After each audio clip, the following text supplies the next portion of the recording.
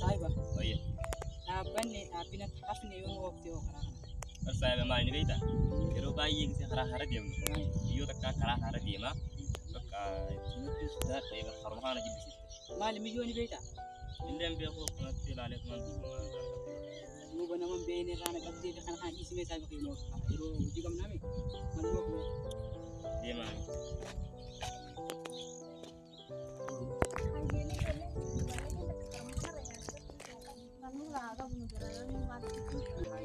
maali ijoolleen tajaajila kana taatee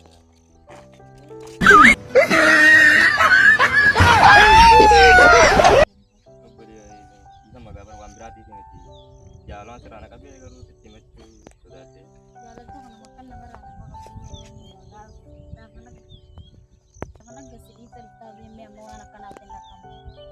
Garaan jabaatee ta'a.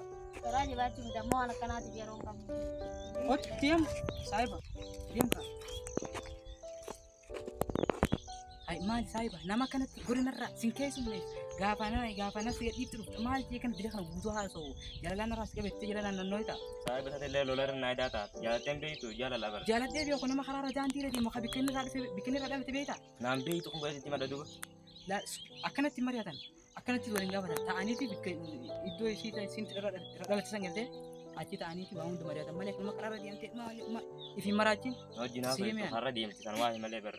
hotu Illee wala.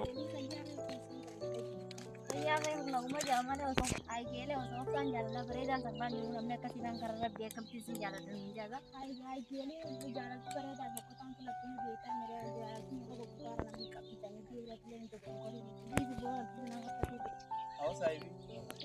Manuti ya fan dhufanii jiranii kan.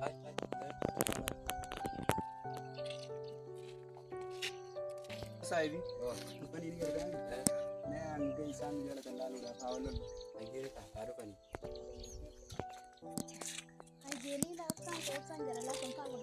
Ayo saki llevamos.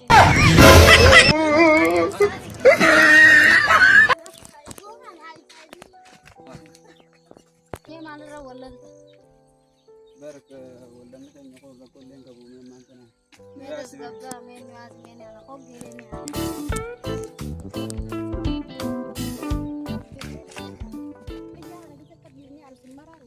Wallahi ya gele ni. Saahiba kiyya saboo akkuma taphattu mirgeessine kan saboo milyoon numa jaalatti kan dhugumaan.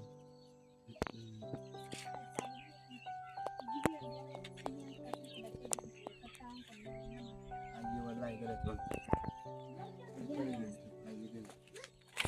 Onneetiya jiruutiya sila naafsi walii mallee.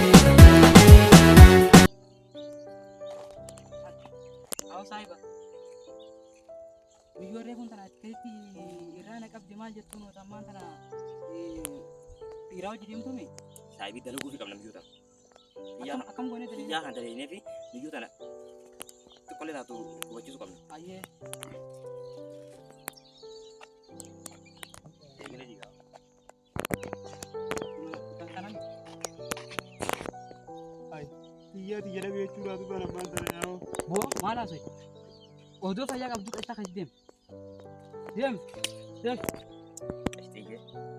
Yeroo hedduu akkaan si jaalattu yeroo itti beeksisi. Maali garuu dilaala guutuu bareenni garaan jabaatu maaf na miidha. mee bareeddu isa malee siyaasiin inni dhiiraame mee inni maaluma hanqateeti isa kana mee goofaree isaa laal waan hin qabu kanas hin kaayaa.